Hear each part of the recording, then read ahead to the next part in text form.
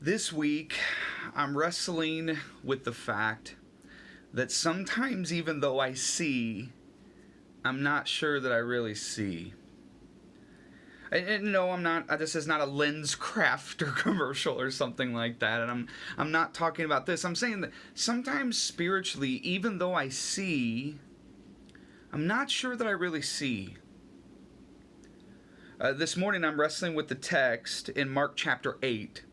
It's one of those texts where you kind of are like, what in the world?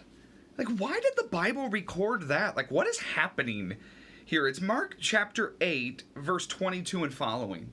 It's one of the strangest miracles ever recorded, Old or New Testament. And there's some weird ones, but this one's a doozy. Verse 22, they came to Bethsaida, and some people brought a blind man and begged Jesus to touch him. Jesus took the blind man by the hand and led him outside of the village, away from where the people could see, away from where those inside of the village were able to observe. And when he had spit on the man's eyes, that's weird, but it gets weirder, and put his hands on him, Jesus asked, "Do you see anything? Do you see anything?" The man looked up and said, "I see people. They look like trees walking around." Now, what does that mean? Well, people usually walk with their feet like this, but trees usually like this.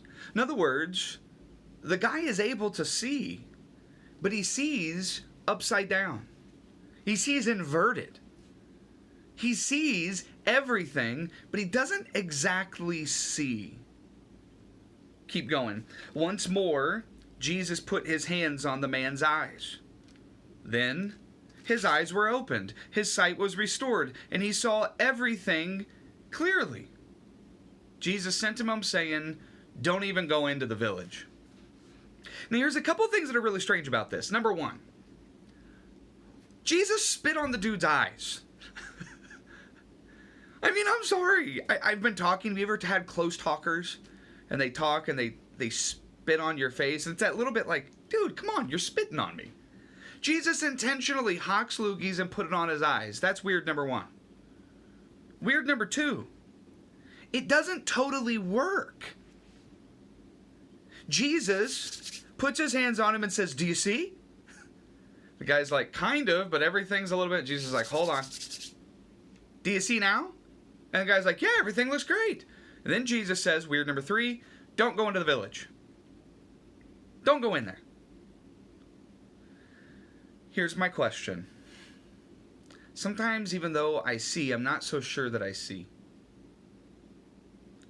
Mark is the only gospel that records this strange miracle. It's nowhere else. But it comes at a very important time in Mark's gospel. We are actually moving with incredible speed up to chapter 10, where all of a sudden things will slow down. But right here, after moving for a couple of years in Jesus' ministry, right here in chapter 8, even though the disciples have been with Jesus for a long time, they see, but they don't really see. As a matter of fact, this miracle of this two-stage healing precedes Peter's declaration that Jesus is the Christ. Verse 27, Jesus and his disciples went on to the villages around Caesarea Philippi. On the way, he asked them, "Who do people say that I am? Do they see me clearly?" They replied, "Some say John the Baptist, others say Elijah, and still others, one of the prophets." So they see, but they don't really see him. "But what about you?" Jesus asked. "Who do you say that I am?" Peter answered, "You are the Christ." You are the Christ. And Jesus warned them not to tell anyone about him. Did you hear that?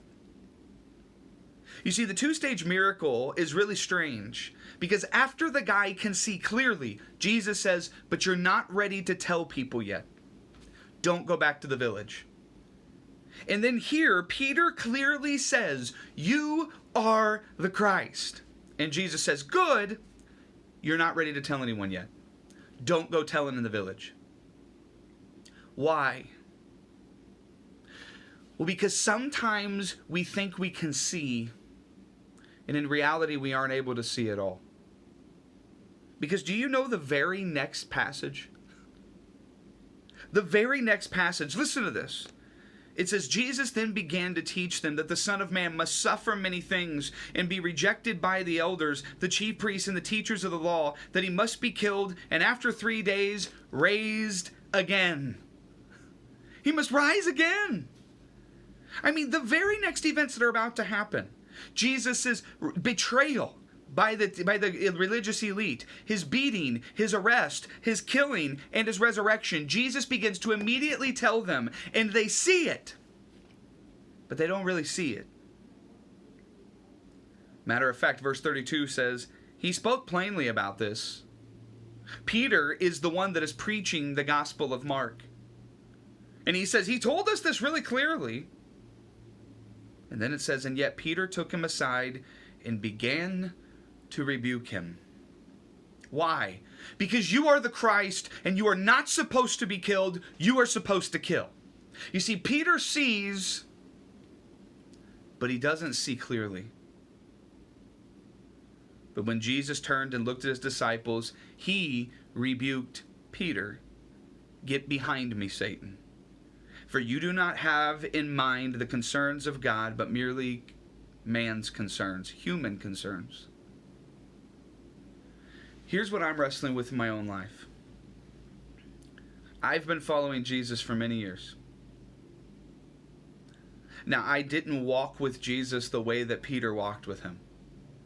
And I didn't walk with Jesus the way that Judas and John and Paul, not Paul, and James walked with him. I didn't sit next to the fire and listen to Jesus' stories. I didn't watch from a bit of a distance him heal miraculously. I didn't hear his Sermon on the Mount. They had those gifts and were close to him in a way in which I only longed for.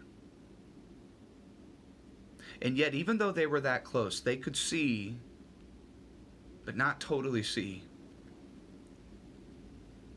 And when I look at my own heart and my own life, I ask the question, how much more?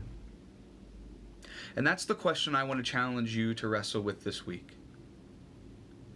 I know that we as Christians see, but where are the places in our hearts and in our lives where it demonstrates we don't really see?